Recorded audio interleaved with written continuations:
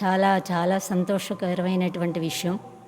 నాకు తెలిసినంతవరకు నా గురువుల యొక్క అనుగ్రహంతో, భగవంతుడి యొక్క అనుగ్రహంతో, ఇక్కడున్నటువంటి మీ అందరి అనుగ్రహంతో నేను తెలుసుకున్నటువంటి ఈ విషయాన్ని మీ అందరికీ తెలియజేయడానికి ప్రయత్నిస్తాను. హరి ఓం. 7వ అధ్యాయం 25వ శ్లోకం నాకు ఇచ్చారు.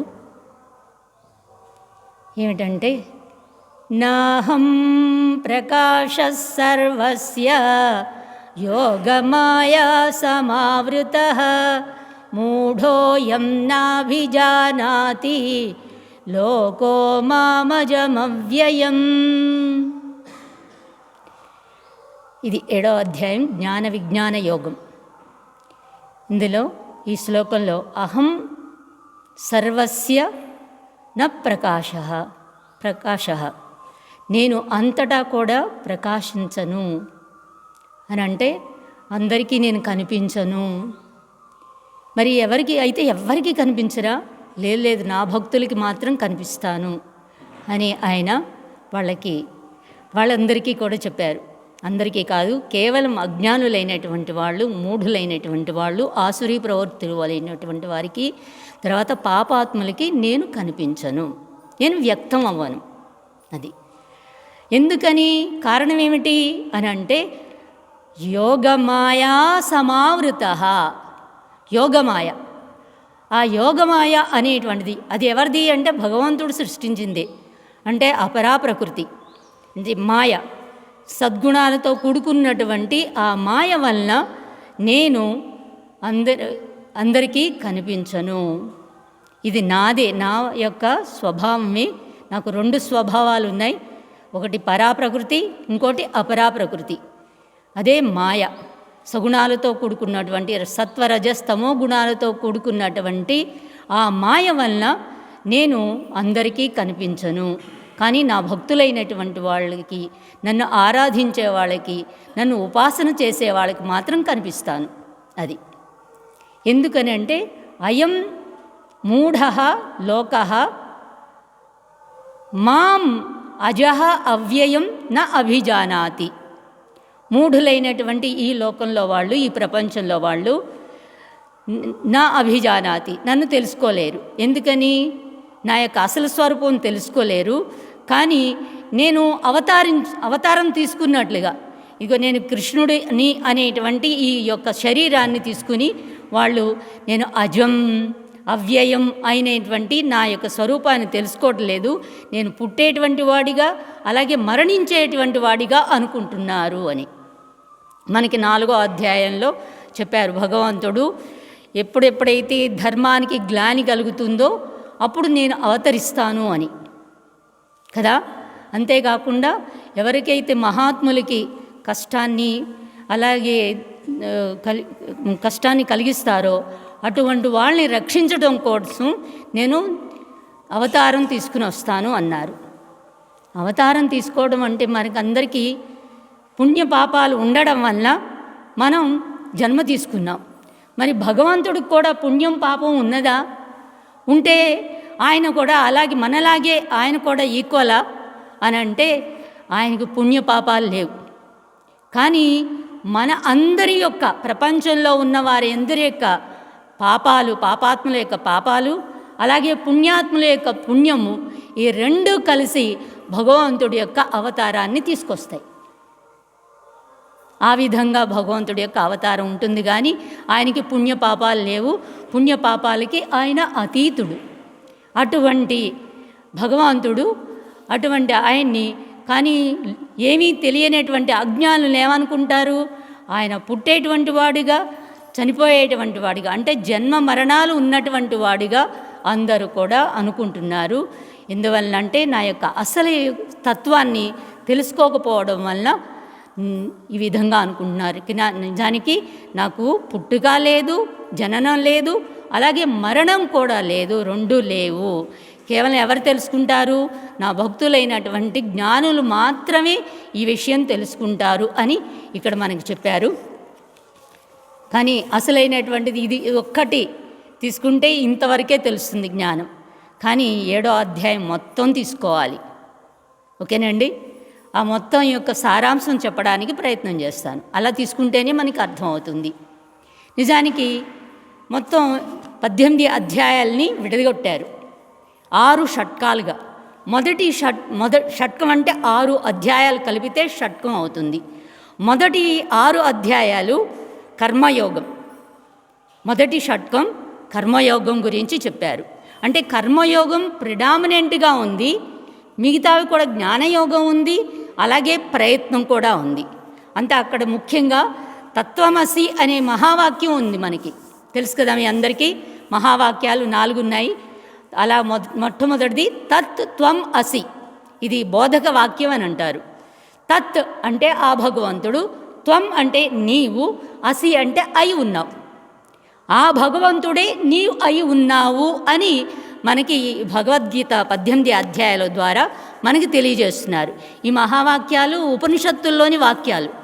వాటిని ఆధారంగా తీసుకుని వ్యాసుల వారు మనకి మహాభారతంలో మధ్యలో భగవద్గీత రూపంలో 18 అధ్యాయాల రూపంలో మనకి ఇవ్వడం జరిగింది. మొదటి షట్కం అంతా జీవుడు, త్వం నీవు అని ఇక్కడ చెప్పారు. నీవు అంటే ఎవరు? జీవుడు. ఆ జీవుడు నిజానికి శరీర, మనస్సు, బుద్ధి ఆ విధంగా ఉన్నటువంటి వాడు కాదు. ఆయన యొక్క అసలు స్వరూపం భగవత్ స్వరూపం. కానీ మనం అందరం ఏమనుకుంటున్నాం? నేను ఈ శరీరం ఉన్నటువంటి వాడిని, ఇంద్రియాలు, మనస్సు, బుద్ధితో కూడుకున్నటువంటి వాడిని అనేటువంటి అభిప్రాయంలో ఉన్నాం. కాబట్టి ఇక్కడ భగవంతుడు మనకి త్వం నీవు అసలైనటువంటి నా తత్వమే, ఆ భగవంతుడే నీవు. కానీ నీవు శరీర మనోబుద్ధుల్లో ఉండి, జడమైనటువంటి ప్రకృతిలో ఉండి నువ్వు నీ యొక్క స్వరూపాన్ని తెలుసుకోలేకపోతున్నావు. నీ అసలు స్వరూపం భగవత్ స్వరూపం అని తెలియజెప్తున్నారు. అది మొట్టమొదటిది త్వం, జీవుడి యొక్క స్వరూపం తెలపడం. తర్వాత కర్మయోగం. ఆ జీవుడు మోక్షాన్ని పొందాలంటే మనకి ధర్మ, అర్థ, కామ, మోక్ష అనేటువంటి పురుషార్థాలు ఉన్నాయి. ఆ పురుషార్థాల్లో అసలైనటువంటి లక్ష్యం ఏమిటి అని అంటే మోక్షం. ఎవరికి? ఇక్కడ రెండు ఉన్నాయి. మామూలుగా సన్యాసులు ఉన్నారు, అలాగే గృహస్థులు ఉన్నారు. గృహస్థులైనటువంటి వారికైనా సన్యాసులైనటువంటి వారికైనా వాళ్ళకి వేరే వేరే దారులు ఉన్నాయి. కానీ నిజానికి లక్ష్యం మాత్రం ఒకటే. మీరు గృహస్థాశ్రమాన్ని స్వీకరించిన మీ యొక్క బాధ్యతల్ని, తర్వాత మీ యొక్క కర్తవ్యాన్ని మీరు చేసుకుంటూ తప్పనిసరిగా మోక్షాన్ని పొందవలసిందే అని చెప్పడం. అలాగే సన్యాసులైనటువంటి వారికి కర్తవ్యాలు, బాధ్యతలు ఏమీ లేవు. వీళ్ళైనా సరే ఏం చేయాలి? మోక్షాన్ని పొందవలసిందే. గృహస్థులైనా సన్యాసులైనా ఇద్దరికీ లక్ష్యం మాత్రం ఒకటే, మోక్షం. ఇక్కడ గృహస్థులకి ఏమిటంటే ధర్మ, అర్థ, కామ ఈ మూడింటిని పట్టుకునడం వలన వాళ్ళు ఈ యొక్క ప్రపంచంలోనే, గుణాలతో కూడుకున్నటువంటి ప్రపంచంలోనే ఉంటున్నారు. అసలైనటువంటి లక్ష్యం గురించి తెలుసుకోకుండా ఉన్నారు అనేటువంటిది కూడా మనకి ఇక్కడ చెప్తోంది. కాబట్టి మొదటి షట్కం జీవస్వరూపం, తర్వాత కర్మయోగం ద్వారా తప్పనిసరిగా ఆ లక్ష్యాన్ని పొందాలి. దానికి ప్రయత్నం కావాలి. మొట్టమొదట ప్రయత్నం లేకుండా ఏమీ చేయలేం. కాబట్టి ప్రయత్నం అనేది తప్పనిసరిగా ఉండాలి అని మొదటి 6 షట్కాల్లో ఈ విధంగా జీవస్వరూపం, తర్వాత కర్మయోగం, ఆ కర్మయోగం యొక్క ప్రయత్నంతో ఆ లక్ష్యాన్ని, మోక్షం అనేటువంటి లక్ష్యాన్ని చేరుకోవాలి, ఆ భగవత్ స్వరూపాన్ని తెలుసుకోవాలి అనేటువంటిది మొదటి షట్కం 6 అధ్యాయాల్లో చెప్పారు. తర్వాత ఇప్పుడు ఇక్కడ 7వ అధ్యాయం నుంచి 7వ అధ్యాయం నుంచి 12వ అధ్యాయం వరకు ఇక్కడ త్వం పదం గురించి చెప్తున్నారు. తత్పదం గురించి చెప్తున్నారు. తత్ అంటే ఇక్కడ భగవంతుడు. ఆ భగవత్ స్వరూపం గురించి ముఖ్యంగా ఇందులో ఎక్కువగా ఉంది. ఈ 6 అధ్యాయాల్లో ప్రిడామినెంట్గా ఉన్నటువంటి విషయం ఏమిటనంటే తత్స్వరూపం, భగవత్ స్వరూపం. అంతేకాకుండా ఉపాసన. మామూలుగా మనకి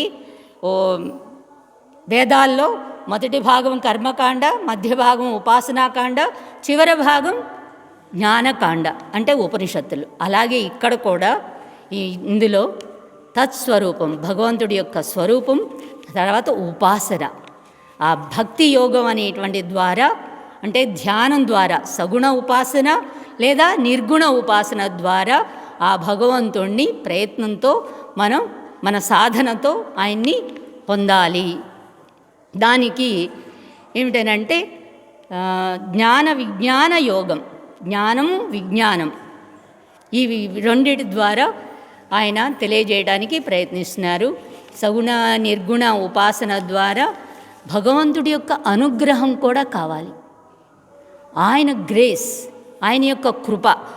దానికోసమే మనం ఇక్కడ తత్పదార్థం భగవంతుడి యొక్క స్వరూపాన్ని తెలుసుకుంటూ ఆయన యొక్క అనుగ్రహాన్ని ద్వారా మనం మన యొక్క లక్ష్యం మోక్షాన్ని పొందవలసిందే అని ఇక్కడ తెలియజేస్తున్నారు. చివరిది జ్ఞానయోగం. 13వ అధ్యాయం నుంచి 18వ అధ్యాయం వరకు ప్రిడామినెంట్గా 13, 14, 15లో జ్ఞానయోగం గురించే చెప్పారు ప్రిడామినెంట్గా. తర్వాత సాధన గురించి కూడా చెప్పారు. ఆ సాధన ఏ విధంగా సాధన చేయాలని, ఏ ఆసురీ శక్తుల్ని పోగొట్టుకుని దైవీ శక్తుల్ని తీసుకొచ్చుకుంటూ ఆహార విహార విషయాల్లో ఏ విధంగా సాధన చేస్తే మనకి ఆ జ్ఞానం భగవంతుడి యొక్క స్వరూపం తెలుస్తుంది అనేటువంటి విషయాన్ని తెలియజేయడం జరిగింది. ఈ విధంగా త్వం తత్ అసి ఉన్నాడు. ఆయనకి కోరిక కలిగింది. ఏం కోరిక అని అంటే నేనే అనేకం అవ్వాలి అని. మనకి తైత్రీయోపనిషత్తు చాలా క్లియర్గా చెప్తుంది.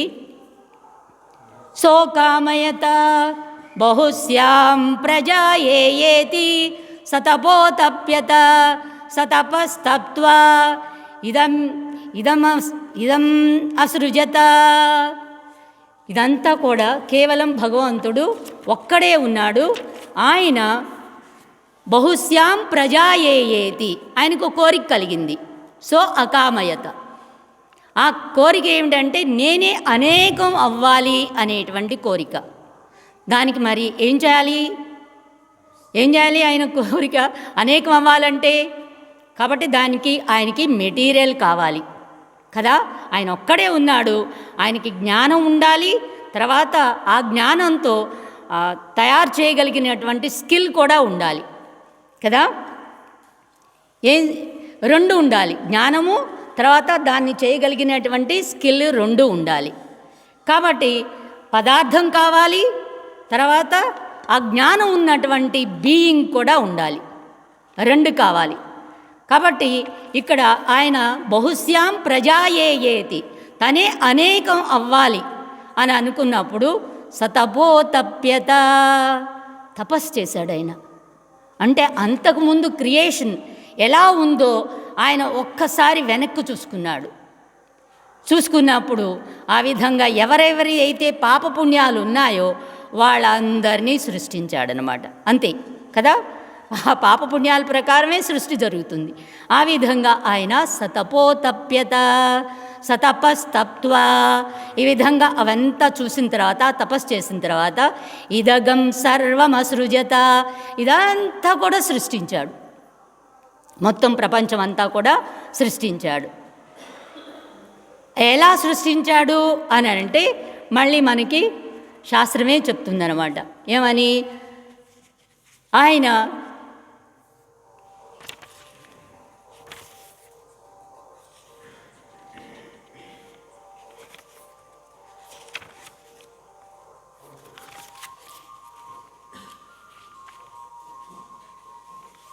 ఆత్మన ఆకాశ సంభూతః ఆకాశాద్వాయుః వాయోరగ్నిః అగ్నేరాపః అద్భ్యః పృథివీ పృథివ్యాం ఓషధయః ఓషధీభ్యోన్నం అన్నాత్ పురుషః. ఇది క్రియేషన్. ఏ విధంగా సృష్టించాడు ఆయన? మొట్టమొదటిగా ఆయన ఆకాశాన్ని సృష్టించాడు. ఆకాశం అంటే ఏంటి? స్పేస్. స్పేస్ని సృష్టించాడు. సృష్టించిన తర్వాత ఏం చేశాడు ఆయన అంటే, ఏదన్నా పదార్థం పెట్టుకోవాలంటే మనకి ఖాళీ స్థలం కావాలి. కాబట్టి ఆయన ఆ విధంగా మొట్టమొదటిగా స్పేస్ సృష్టించాడు. తర్వాత ఆత్మన ఆకాశ సంభూత, ఎక్కడి నుంచి సృష్టించాడు ఆయన? ఆత్మన, తనలో నుంచే సృష్టించాడు. ఎక్కడి నుంచో మెటీరియల్ తెచ్చుకోలేదు. పదార్థాన్ని తెచ్చుకున్నాడు అని అంటే ఎక్కడ పెట్టుకున్నాడు అనేటువంటి ప్రశ్న వస్తుంది. ఆయన పెట్టుకోవడానికి మళ్ళీ ప్లేస్ కావాలి కదా. ఆయన ఉన్నప్పుడు, ఒక్కడే ఉన్నప్పుడు అసలు ఇంకేమీ లేదు. ఆకాశం కానీ, వాయువు కానీ, అగ్ని కానీ, నీరు కానీ, పృథివీ కానీ, ఔషధులు కానీ ఏమీ లేవు. ఆయన ఒక్కడే ఉన్నాడు. ఏ విధంగా అయితే మనం నిద్రలో కదా ఒక్కడే ఉన్నాం, ఆ విధంగా కల వచ్చినప్పుడు ఏ విధంగా అయితే మన్ని అన్నీ కూడా సృష్టించుకుంటాం, మనం సృష్టించుకుంటాం. ఎదురుగుండా హిమాలయాల్ని కలగన్నట్లుగా అవన్నీ కూడా సృష్టించుకున్నాం. ఏ పదార్థంతో సృష్టించుకున్నాం మనం? ఏ పదార్థం లేదు. సహ అకామయత, ఆ విధంగానే ఇక్కడ భగవంతుడు కూడా సృష్టించాడు. ఏ విధంగా? ఆయన నుంచి ఆత్మన ఆకాశ సంభూత, మొట్టమొదటిగా ఆయనలోంచి ఆకాశం, ఆకాశాద్వాయు, తర్వాత వాయువు, అంటే ఒక క్రమం అన్నమాట ఇది. ఆకాశాద్వాయు, వాయోరగ్ని, వాయులోంచి అగ్ని, అగ్నేరాప నీరు, అద్భ్య పృథివీ, పృథివ్యాం ఓషధయ, నీటిలోంచి పృథివీ, పృథివ్యాం ఓషధయ, పృథివిలోంచి ఓషధులు, ఓషధీభ్యోన్నం, ఓషధులోంచి అన్నం, అన్నాత్ పురుష, అన్నాలోంచే పురుషులందరూ, పురుషులంటే ఇక్కడ స్త్రీలు అందరూ కూడా, అన్ని ప్రాణులు కూడా ఉద్భవించాయి. ఆ విధంగా అన్నం తిన్నటువంటి వాటి నుంచి శుక్లము శోణితం, ఆ కలయిక వల్ల అంతా కూడా సృష్టి జరిగింది. ఇది అన్నమాట సృష్టి యొక్క క్రమం.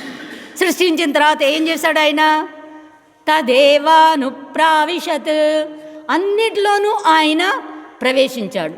ప్రవేశ శృతి అని అంటారు ఇది. అన్నిట్లోనూ, ఆకాశంలో, వాయువులో, అగ్నిలో, నీటిలో, పృథివిలో, ఔషధుల్లో, అన్నంలో, అన్ని ప్రాణుల్లో కూడా సృష్టించి అన్నీ తానైపోయాడు. అర్థమైందండి? ఒక్కడే ఒక భగవంతుడు అనేకమయ్యాడు. బహుశ్యాం ప్రజా ఏతి, ఈ విధంగా అనేకం అయిపోయాడు ఆయన. అయిపోయి ఏం చేశాడు? తదేవానుప్రావిశత్, అన్నిట్లోనూ ప్రవేశించి తదనుప్రవిశ్య సత్యత్యభవత్, నిరుక్తం చ నిరుక్తం చ, నిలయనం చ నిలయనం చ, విజ్ఞానం చ విజ్ఞానం చ, సత్యం చ నృతం చ సత్యమభవత్, యదిదం కించ తత్సత్యమిత్యాచక్షతే. ఈ విధంగా అంతా కూడా సత్యం. ఆయనే అన్నీ అయిపోయాడు. కదిలేవిగా, కదలనివిగా, ప్రాణం ఉన్నవాటిగా, ప్రాణం లేని వాటిగా అంతా కూడా ఆయనే అన్నిటిలోనూ ప్రవేశించాడు. అన్నీ తానే అయ్యాడు. దీనికి ఇందాక అనుకున్నాం కదా, పదార్థం ఎక్కడి నుంచి తెచ్చుకున్నాడు? ఎక్కడి నుంచి తెచ్చుకోలేదు. తనలోంచే ఈ సృష్టి అంతా జరిగింది. పదార్థం తెచ్చుకున్నాడు అనుకోండి, తెచ్చుకుంటే ఏమవుతుంది? మళ్ళీ ఎక్కడైనా పెట్టుకోవాలనుకున్నాం కదా, పెట్టుకోవడానికి మళ్ళీ ప్లేస్ కావాలి. కాబట్టి ఆయన ఎక్కడ ప్లేస్ అనేటువంటిది పెట్టుకోలేదు, ఆయనలోంచే వచ్చింది. కాబట్టి దీనికి ఏదన్నా సృష్టి చేయాలి అని అంటే రెండు కావాలి. ఒకటి పదార్థం కదా. ఈ వస్త్రం తయారు చేయడానికి ఏం కావాలి? పత్తి కావాలి. వెరీ గుడ్, పత్తి కావాలి. పత్తి ఇక్కడ పెట్టేస్తే అది దానంతటా అదే వస్త్రం అయిపోతుందా? అవ్వదు. కాబట్టి ఆ విధంగా ఈ పత్తిని మళ్ళీ దారాలు తీసి అడ్డంగా నిలువుగా వేస్తే ఆ విధంగా అలా చేయగలిగినటువంటి జ్ఞానం కావాలి. తర్వాత స్కిల్, ఏమంటారు? స్కిల్ అది కుశలత కూడా కావాలి, దీన్ని తయారు చేయగలిగినటువంటి కుశలత కూడా కావాలి. కాబట్టి ఎవరో ఒక బీయింగ్ ఉండాలి. ఇక్కడ దూది ఉంది, ఈ దూదితో ఈ వస్త్రాన్ని తయారు చేయగలిగినటువంటి జ్ఞానము కావాలి, తర్వాత ఆ స్కిల్ కూడా కావాలి. ఈ రెండు ఉన్నటువంటి బీయింగ్ ఉండాలి. కాబట్టి భగవంతుడికి ఆ జ్ఞానం ఉన్నది, అలాగే ఆ స్కిల్ కూడా ఉన్నది. రెండు ఉండడం వల్ల ఆయన మొత్తం ఈ ప్రపంచాన్ని అంతటా కూడా తయారు చేశాడు. కానీ ఇక్కడ మనం ఇందులో తీసుకున్నట్లయితే ఇక్కడ వేరుగా ఉంది, పదార్థం వేరుగా ఉంది. ఈ పదార్థాన్ని వస్త్రంగా తయారు చేయగలిగినటువంటి ఆ జ్ఞానం ఉన్నటువంటి స్కిల్ ఉన్నటువంటి వాడు వేరుగా ఉన్నాడు కదా. ఇక్కడ మాత్రం వేరువేరుగా ఉన్నాయి. కానీ ఎక్సెప్షన్ అన్నమాట ఇక్కడ శాస్త్రంలో, ఎవరైతే తయారు చేశారో ఈ సృష్టిని, ఆయనకి వేరుగా పదార్థం లేదు, ఆయనలోంచే మొత్తం అంతా కూడా వచ్చింది. చెప్పాను కదా, ఆయన పదార్థం ఎక్కడన్నా పెట్టుకున్నాడంటే మళ్ళీ అంతకుముందు ఒక సృష్టి తయారు చేసి ఉండాలి, అందులో పదార్థం పెట్టుకుని అక్కడి నుంచి ఇగో ఈ సృష్టి అంతా తయారు చేశాడు అని అంటే మరి ఆ ప్రపంచం ఎక్కడి నుంచి వచ్చింది? అంతకుముందు ఉన్న ప్రపంచంలో నుంచి పదార్థం తీసుకుని ఆ ప్రపంచంలో ఉన్న పదార్థాన్ని తీసుకుని ఈ ప్రపంచాన్ని తయారు చేశాడు అనేటువంటి అనవస్థా దోషం వస్తుంది కదా. కాబట్టి అలా చేయలేదు ఆయన, ఆయనలోంచే మొత్తం ప్రపంచం అంతా వచ్చింది. కాబట్టి ఈ పదార్థాన్ని మనం ఉపాదాన కారణం అంటాం. అలాగే తయారు చేసినటువంటి ఆ జ్ఞానము స్కిల్ ఉన్నటువంటి వాడిని నిమిత్త కారణము అని అంటాం. తర్వాత ఇక్కడ భగవంతుడు తనలోంచే అంతా సృష్టి చేశాడు కాబట్టి అభిన్న నిమిత్త ఉపాదాన కారణం అయ్యాడు ఆయన మారకుండానే అంతా కూడా. ఏ విధంగా అయితే మనం ఇక్కడ ఇది తీసుకుందాం, ఇదేంటంటే మట్టితో తయారు చేయబడినటువంటిది కదా, మట్టి. అలాగే ఇక్కడ ఒక ప్రమిద ఉంది. ఈ మట్టితో తయారు చేసినటువంటి ఈ పెద్ద మూకుడు, ఈ మూకుడు అంతకుముందు మట్టే, కేవలం మట్టే. ఆ మట్టితో ఈ మూకుడిని తయారు చేశాడు, ఆ విధంగా ఈ ప్రమిదను కూడా తయారు చేశాడు. కానీ మట్టి కేవలం ముద్దలాగా ఉంది మొట్టమొదటగా. దానికి ఏమైంది? మూకుడు, ప్రమిద, ఈ విధంగా అనేకమైన చిన్న కుండ, పెద్ద కుండ, ఇవన్నీ తయారు చేసేటప్పటికి ఏమైనవి ఇవి? ఇదంతా కూడా మట్టే ఉంది, ఇందులోనూ మట్టే ఉంది, పైన కింద లోపల బయట అంతా కూడా మట్టే కదా. ఇది తయారు చేసినటువంటి మట్టి కుండలో అవన్నీ తయారు చేసినటువంటి ఆ కుండలాలు ఆయన వేరుగా ఉన్నాడు. ఇది ఈ విధంగా మనకి మట్టి అనేటువంటిది అంతటా ఉంది, కానీ నామము రూపము ఇవి మారాయి. ఇందులో అంతా మట్టి ఉంది, పైన కింద అంతా కూడా మట్టి ఉంది, కానీ నామరూపాలు మారిపోయాయి. కాబట్టి ఆ విధంగా ప్రపంచం అంతా కూడా నామము రూపము తప్ప ఇంకా వేరే ఏమీ లేదు, ఉన్నదంతా భగవంతుడే. ఆయనే ఈ విధంగా ఉపాదాన కారణము, నిమిత్త కారణము రెండు ఆయనే అయ్యి మొత్తం ఈ ప్రపంచం అంతా కూడా ఆయన సృష్టి చేశాడు. అభిన్న నిమిత్త ఉపాదాన కారణం. దానికి మనకి ఎగ్జాంపుల్ అది ఎలా అండి కుదురుతుందా ఆ విధంగా అలా తయారు చేయడం అని అంటే మనకి ముండకోపనిషత్తు చక్కటి ఉదాహరణ చెప్పింది. ఏమిటది? యథోన్ననాభిసృజతే గృహ్ణతే చ అని. ఏ విధంగా అయితే సాలెపురుగు బయట ఎక్కడి నుంచో పదార్థం తెచ్చుకోలేదు, తనలోంచే వచ్చినటువంటి ఆ జిగట పదార్థంతో తన యొక్క నాలెడ్జ్, ఆ నాలెడ్జ్ కూడా అమ్మ నాన్న ఎవరు నేర్పలే తనకి కదా, ఆ జ్ఞానం స్వతహాగా ఉంది ఆ సాలెపురుగుకి, యథా ఊర్ణనాభికి. ఆ విధంగానే ఆ సాలెపురుగు ఏ విధంగా అయితే పైకి వెళ్ళిపోయి చక్కగా, ఎంత డిజైనో తెలుసా అండి అది, అంత చక్కటి డిజైన్తో అది తన గూడును కట్టుకుంటుంది. సృష్టి స్థితి అది బతకాలి కదా, అందుకని అందులో ఇరుక్కున్నటువంటి, ఎందుకు ఆ గూడు కట్టుకుంది? అందులో ఇరుక్కున్నటువంటి పురుగులన్నిటినీ కూడా తిని అది బ్రతకాలి కదా, స్థితి. అలాగే లయం, మళ్ళీ ఏం చేస్తుంది, అది కిందకి రావాలనుకోండి ఆ దారాన్ని వదులుకుంటూ కిందకు వస్తుంది. మళ్ళీ పైకి వెళ్ళాలనుకోండి ఆ దారాన్ని తినేస్తూ పైకి వెళ్ళిపోతుంది. అంటే సృష్టి స్థితి లయం చేయగలిగినటువంటి కెపాసిటీ ఉన్న నాభికి ఉంది, సాలెపురుగుకు ఉంది. అలాగే భగవంతుడు కూడా సృష్టి చేశాడు, స్థితి లయం 3 చేసినటువంటి వాడు భగవంతుడు. ఆయనే ఉపాదాన కారణం, అలాగే నిమిత్త కారణం. ఆ విధంగా ఆయనే అన్నీ అయి, ఆ విధంగా ఆకాశం, వాయువు, అగ్ని, నీరు, పృథివీ, ఔషధులు, అన్నం, అన్ని ప్రాణుల్ని సృష్టించి అన్నిట్లోనూ ఆయన ప్రవేశించి అన్నీ తానైపోయాడు. కాబట్టి ఉన్నదంతా ఏమిటి? భగవంతుడే. కానీ మనం ఏం చేస్తున్నాం? నామాల్ని, రూపాల్ని చూస్తున్నాం. ఈయన వేరే బ్రహ్మచారి, ఈయనేమో సన్యాసి, ఈయన గృహస్థ, ఈయన పెద్ద ఆయన, చిన్న ఆయన, ముసలాయన, నల్లగా ఉన్నారు, తెల్లగా ఉన్నారు. ఈ విధంగా అనేక భేదాలని చూడడం జరుగుతోంది. కారణం ఏమిటనంటే మాయయా. మాయా అనేటువంటి అది ఆవృతం, గుణాలు, సత్వరజస్తమో గుణాల వలన ఈ విధంగా ఆవరింపబడింది ఇది. అది ఆ మాయ ఎవరిది అంటే నాదే. భగవంతుడు ఆయనకి అసలైనటువంటి ప్రకృతి కేవలం నిరాకార నిర్గుణ పరమాత్మ, అవ్యక్తంగా ఉన్నటువంటి పరమాత్మ. ఆయనే ప్రపంచ రూపంలో వ్యక్తమయ్యాడు. ప్రపంచం అంటే మనం కూడా ఇంక్లూడెడ్, మనని వేరుగా తీసుకోకూడదు. ప్రపంచం అంటే మొత్తం అంతా కూడా అనమాట. అది పంచమహాభూతాలు: పృథివీ, ఆకాశం, వాయువు, అగ్ని, నీరు. ఆ విధంగా బయట ఉన్నటువంటి పంచమహాభూతాలే ఈ శరీరంలో కూడా ఉన్నాయి. తెలుసు కదా మీకు? బయట మొత్తం ఈ భూమి చుట్టూ సముద్రం ఉన్నది. ఆ సముద్రం తన కడల్ని దాటకుండా ఉండడానికి కారణం ఏమిటి?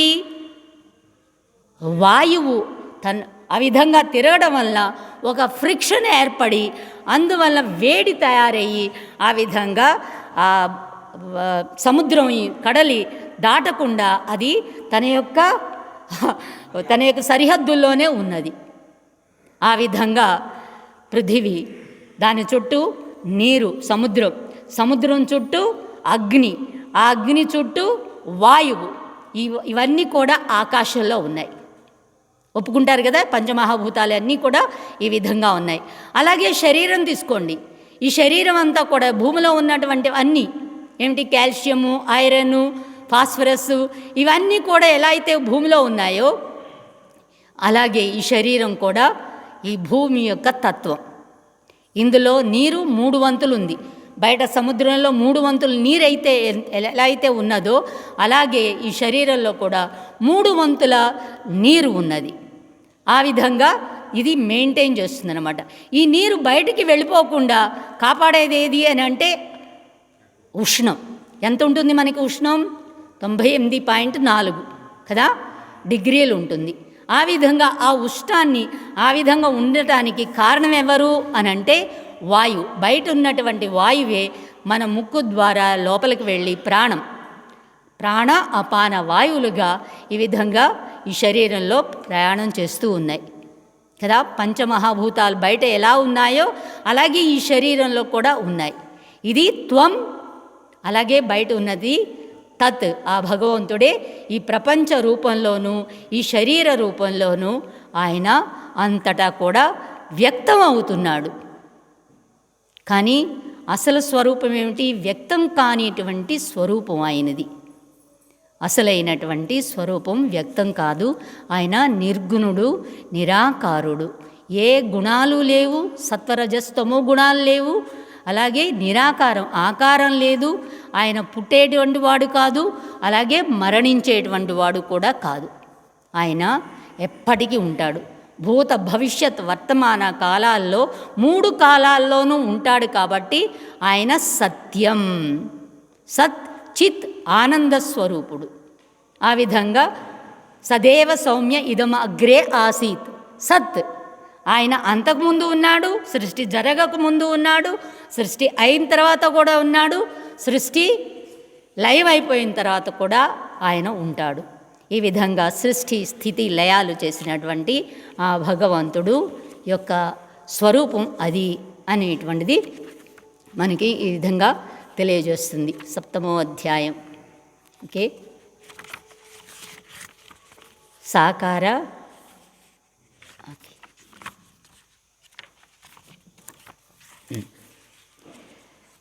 జ్ఞానం తేహం సవిజ్ఞానం. ఆ జ్ఞానాన్ని, నా అసలు యొక్క స్వరూపాన్ని, అంటే నా ప్రకటింపబడినటువంటి, వ్యక్తం కానినటువంటి, మేనిఫెస్ట్ అవ్వనటువంటి, అన్మానిఫెస్ట్ కండిషన్లో ఉన్నటువంటి స్వరూపం నాది. అదే జ్ఞానం. ఆ జ్ఞానమే ఏమైంది? ఈ సృష్టి రూపంలో ప్రకటింపబడింది, కనిపిస్తోంది. ఆ విధంగా సాకార రూపంలో ఉన్నటువంటి ఆ విజ్ఞానాన్ని నీకు అశేషత తెలుపుతాను అని ఆయన ప్రతిజ్ఞ చేశారు కదా. ఏది తెలుసుకుంటే తెలుసుకోవలసినటువంటిది లేదో ఆ విధంగా చెప్తానని ప్రతిజ్ఞ చేసినటువంటి దాన్ని ఈ విధంగా మనకి సృష్టి స్థితి లయల రూపంలో మనకి అందరికీ కూడా తెలియజేశారు. అయితే ఇది అందరూ కూడా తెలుసుకోలేరు. మనుషుల్లో ఎవరో కొద్దిమంది మాత్రమే ప్రయత్నంతో ఇవి యొక్క అసలు స్వరూపాన్ని తెలుసుకున్నటువంటి వారిని జ్ఞానులు అన్నారు. తెలుసుకోనటువంటి వాళ్ళని ఎందుకు తెలుసుకోవడం లేదు అని అంటే అజ్ఞానం వల్ల, మాయ అనేటువంటిది ఆవరించబడటం వల్ల. ఈ మాయ ఎవరిది అని అంటే భగవంతుడి యొక్క, ఆయన యొక్క స్వరూపమే, కానీ అది ఆయన యొక్క అధీనంలో ఉన్నది. అందువల్ల ఈ జగత్ అంతా కూడా సత్వరజస్తమో గుణాల ద్వారా ఈ సృష్టి అనేటువంటిది సృష్టింపబడింది. అందువల్ల యతతాం అపి సిద్ధానాం, ఎవరైతే ప్రయత్నంతో సాధనతో తెలుసుకుంటారో వాళ్ళకి మాత్రమే తత్వతః తెలుస్తుంది. అసలు యొక్క స్వరూపం, భగవంతుడి యొక్క స్వరూపం తెలుస్తుంది. మిగతా వాళ్ళందరూ కూడా తెలియకపోవడానికి కారణం అజ్ఞానం అని చెప్పి ఈ విధంగా ఇందులో మనకి ఇక్కడే భూమిరాపోనలో వాయు ఖం మనోబుద్ధిరేవచ అనేటువంటిది సృష్టి యొక్క ప్రకారం అంతా కూడా చెప్పారు. బట్ నేనేంటంటే తైత్రీయోపనిషత్తుల్లో తీసుకుని మీ అందరికీ కూడా తెలియజేయడం జరిగింది. ఆ విధంగా సృష్టి జరిగింది. జరిగినటువంటి ఆ సృష్టిలో అన్నిట్లోనూ ఆయన ప్రవేశించి ఆ విధంగా ఆయనే అన్నీ అయ్యాడు. త్రిభిర్గుణమయై భావై ఏభిః సర్వమిదం జగత్ మోహితం న అభిజానాతి మామేభ్య పరం అవ్యయం. నా యొక్క అసలు తత్వాన్ని తెలుసుకోకపోవడానికి కారణం ఏమిటంటే మోహం, అజ్ఞానం. సత్వరజస్తమో గుణాలు అనేటువంటివి వాటి వలన త్రిభిర్గుణమయై భావై, అది అంతటా వ్యాపించి ఉండడం వల్ల నా అసలు స్వరూపాన్ని తెలుసుకోకపోవడానికి కారణం అజ్ఞానం. అది చెప్పి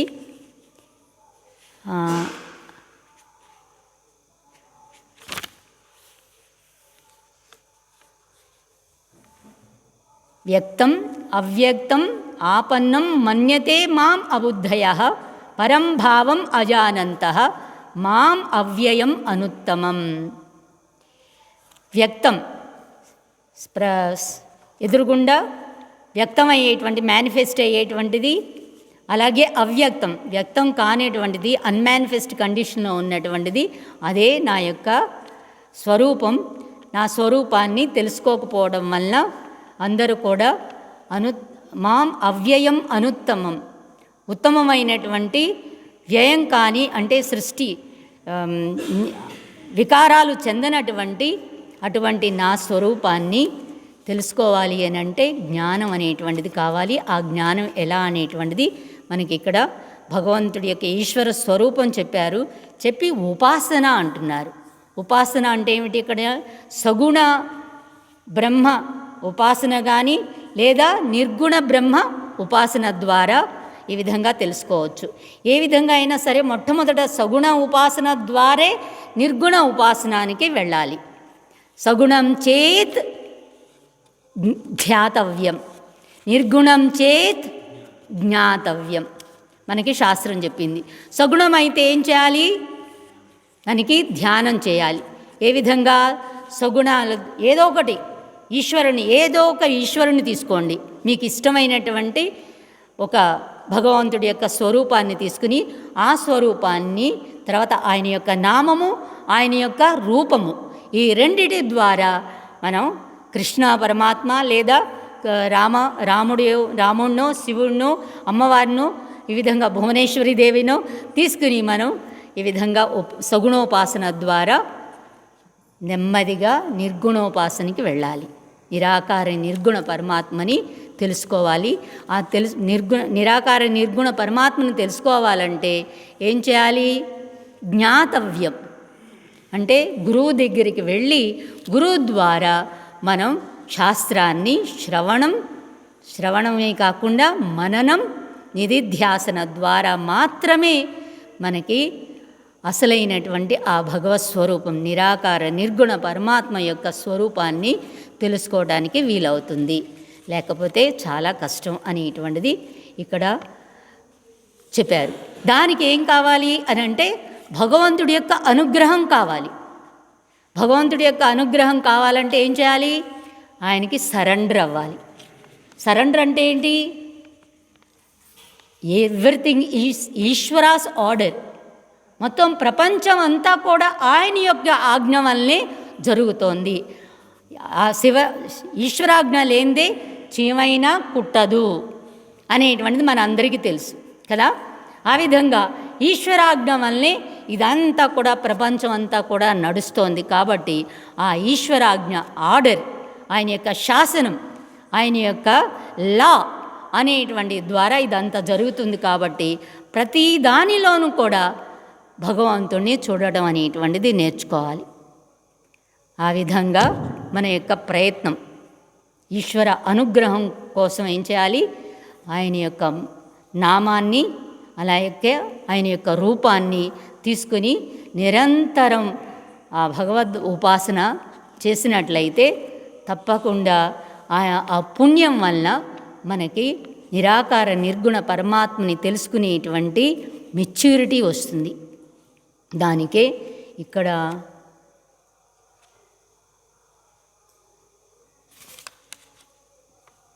ఆర్తో జిజ్ఞాసురర్థార్థి జ్ఞానీచ భరతర్షభ చతుర్విధా భజంతే మాం జనా సుకృతినోర్జున. ఎవరైతే ఆసురీభావం ఉన్నవాళ్ళు, మూఢులు, పాపాత్మలు నా యొక్క స్వరూపం తెలుసుకోలేరు, నన్ను భజించరు, నా దగ్గరికే రారు, వాళ్ళనే నాస్తికులు అని కూడా అని అంటాం కదా మనం. ఆ విధంగా నాస్తికులైనటువంటి వాళ్ళు నా యొక్క నన్ను భజించరు అంటే నా ఆరాధన చేయరు. ఎవరు చేస్తారు అని అంటే సకామ భక్తులు. సకామ అంటే ఇక్కడ ఆర్తులైనటువంటి వాడు. ఆర్తులంటే వాళ్ళకి ఏదన్నా కష్టం, బాధ వచ్చినప్పుడు వాళ్ళు భగవంతుణ్ణి గుర్తు చేసుకుంటారు. మనకి ఇక్కడ ఇంకోటి కూడా చెప్తుంది కదా, ఏమంటే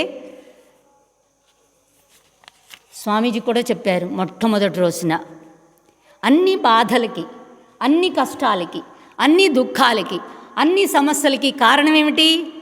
రెండే రెండు. ఏమిటవి? అహంకారం, రెండోది మమకారం. రెండు కారాలన్నమాట, అహం మమ. దీన్ని బేస్ చేసుకునే శంకరాచార్యుల వారు ఇదంతా కూడా మొట్టమొదట ఆయన భాష్యానికి ఉపోద్ఘాతం రాస్తూ అహంకార మమకారాలే అన్ని కష్టాలకి, అన్ని బాధలకి, అన్ని దుఃఖాలకి, అన్నిటికి కూడా సమస్యలకి కారణం. కాబట్టి ఆ విధంగా అర్జునుడిని బేస్ చేసుకుని మన అందరికీ కూడా ఈ భగవద్గీత చెప్పడం జరిగింది. ఈ అహం మమ ఈ రెండిటిని కూడా మనం న్యూట్రలైజ్ చేసుకున్నట్లయితే, ఏమనాలి? న్యూట్రలైజ్ అంటే సమం, సమత్వం యోగ ఉచ్యతే అన్నారు కదా భగవద్గీత 3వ అధ్యాయంలో. సమత్వం యోగ ఉచ్యతే అంటే ఏమిటి? రాగద్వేషాలని రెండిటిని కూడా న్యూట్రలైజ్ చేయడం. ఎప్పుడైతే రాగము ద్వేషము ఈ రెండు ఉండడం వల్లే ఇవన్నీ కూడా ప్రాబ్లమ్స్ కదా, సమస్యలు. అందుకని అహం మమ ఈ రెండిటిని నెమ్మదిగా తగ్గించుకోవడానికి ఏం చేయాలి అనేటువంటిది కర్మయోగం. మీ యొక్క డ్యూటీ, మీ కర్తవ్యం, మీ బాధ్యతని నిర్వర్తించినట్లయితే ఆ విధంగా అది నిష్కామ కర్మ. నిష్కామ కర్మ ద్వారా ఆ శివుడి యొక్క స్వరూపం. నేను ఆత్మస్వరూపాన్ని ఈ శరీర మనోబుద్ధులతో ఉన్నటువంటి జడమైనటువంటి ఈ ప్రకృతి నాది కాదు, ఇందులో చైతన్యం అనేటువంటిది ఉన్నది, ఆ చైతన్యమే నా యొక్క స్వరూపం అని తెలుసుకోవడమే నిజానికి మొట్టమొదట కర్మయోగం ద్వారా అహంకార మమకారాలను ఎప్పుడైతే న్యూట్రలైజ్ చేసుకుని మనం అంతఃకరణ శుద్ధి అంటే కర్మయోగాన్ని, ఇక్కడ కర్మయోగం అంటే చేయవలసిన డ్యూటీ, కర్తవ్యం, బాధ్యత, దాన్నే నిష్కామ కర్మ అన్నారు. ఆ విధంగా చేయడం వల్ల మీకు ఇష్టం ఉన్నా ఇష్టం లేకపోయినా చేయవలసిందే. మనకి అందుకనే పంచమహాయజ్ఞాలు చెప్పారు. ఆ పంచమహాయజ్ఞాలు ఇష్టం ఉన్నా ఇష్టం లేకపోయినా తప్పనిసరిగా చేయవలసిందే. అదే నిష్కామ కర్మ. ఆ విధంగా చేసుకుంటూ తర్వాత నెమ్మదిగా ప్రయత్నంతో తన యొక్క సాధనతో ఆ విధంగా జీవుడి యొక్క తత్వాన్ని తెలుసుకుంటూ అక్కడి నుంచి భగవంతుడి యొక్క తత్వం దగ్గరికి రావడం అన్నమాట రెండో షట్కం. ఆ విధంగా ఇక్కడ చెప్పారు. ఆర్తులు అలాగే అర్థార్థులు. ఆర్తులైనటువంటి వాళ్ళకి భగవంతుడి యొక్క గుర్తొస్తాడు అని చెప్పాను కదా. ఆ విధంగా గుర్తొచ్చినప్పుడు వాళ్ళు ఏం చేస్తారు, భగవంతుడిని ఈ విధంగా ప్రార్థిస్తారు. అది సకామ భక్తి కాబట్టి తప్పేం కాదు, శాస్త్రం ఒప్పుకుంటుంది. అందుకనే మనం ఏ పని చేసినా, పూజ చేసినా, హోమం చేసినా, ఏ వ్రతం చేసినా, జపం చేసినా వాటన్నిటికీ ముందు ఏం చెప్పుకుంటాం, మమ ఉపాత్త సమస్త దుర్తక్షే ద్వారా అని సంకల్పం చెప్తాం కదా. సంకల్పంలో మనం ఏం అడుగుతాం, what do you want, you must be very clear and you have to ask the lord till you get it అని శాస్త్రం చెప్తుంది. నీకేం కావాలో నువ్వు స్పష్టంగా తెలుసుకుని అది భగవంతుడా నాకు ఇది కావాలి, ఇది కావాలి, ఇది ఇవ్వు అని స్పష్టంగా అడగాలి. ఎప్పటి వరకు, ఇచ్చేంత వరకు అడగాలి. ఆ విధంగా శాస్త్రమే చెప్తోంది. కాబట్టి మనకి మొదటి భాగమైనటువంటి వేదం కూడా, కర్మకాండ కూడా మీకు నా ప్రారంధం ప్రకారం ఏది రావాలో అది వస్తుంది, దానికేమి ఎవ్వరూ అడగక్కర్లేదు. కానీ నా ప్రారంధంలో లేనటువంటి దాన్ని తప్పనిసరిగా నేను అడగవలసింది. అందుకనే కదా మనకి పిల్లలు లేనటువంటి వాళ్ళకి పుత్రకామేష్టి యాగం చేయండి అన్నారు.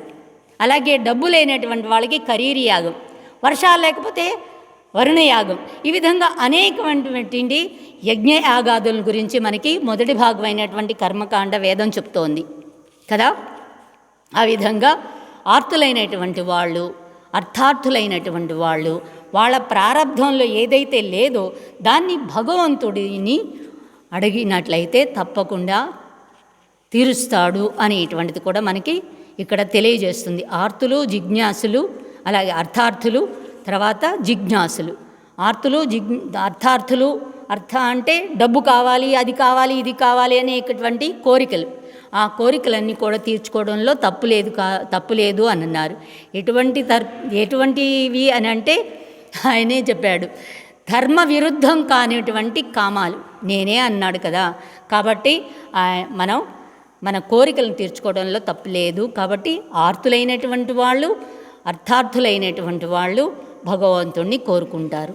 అలాగే మరి జిజ్ఞాసులు ఎవరు అని అంటే, ఈ విధంగా అన్నీ ఉన్నాయి, మనం కోరుకుంటున్నాం, అన్నీ వచ్చినాయి. పుత్రులు లేరు అని అంటే పుత్రకామేష్టి యాగం చేశాం, పుత్రులు పుట్టారు. తర్వాత డబ్బు లేదు అని అంటే డబ్బు కోసం కరీర్ యాగం చేశాం, డబ్బు వచ్చింది. ఇవన్నీ కూడా ఏమిటి, మళ్ళీ ఇంకో కోరిక వస్తుంది, మళ్ళీ ఇంకో కోరిక వస్తుంది. ఈ విధంగా కోరికలు అనేటువంటివి అంతం లేదు.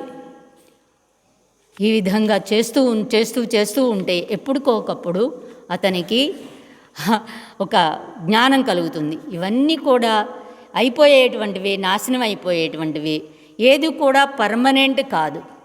కాబట్టి అసలు ఏంటి ఈ ప్రపంచం ఎలా వచ్చింది, నేనెవరు, నా ఎదురుగుండా ఉన్న ప్రపంచం ఎవరు సృష్టించారు, ఎందుకు సృష్టించారు, ఎలా సృష్టించారు, ఏ విధంగా సృష్టించారు, ఇవన్నీ కూడా, అలాగే నన్ను, నా ఎదురుగుండా ఉన్న ప్రపంచాన్ని సృష్టించినటువంటి ఆ భగవంతుణ్ణి, వీటన్నిటిని గురించి చెప్పేటువంటిదే మనకి భగవద్గీత కానీ ఉపనిషత్తులు కానీ. కాబట్టి ఇవన్నిటిని కూడా తెలుసుకునేటువంటి వాడు జిజ్ఞాసుడు. ఈ విధంగా అతనికి ఇదంతా ఎలా వచ్చింది, ఎవరు సృష్టి చేశారు అనేటువంటి ఆ జిజ్ఞాస ద్వారా అతను ఎప్పుడోకప్పుడు గురువుల దగ్గరికి వెళ్ళి వాళ్ళ ద్వారా శాస్త్రాన్ని విని ఆ విధంగా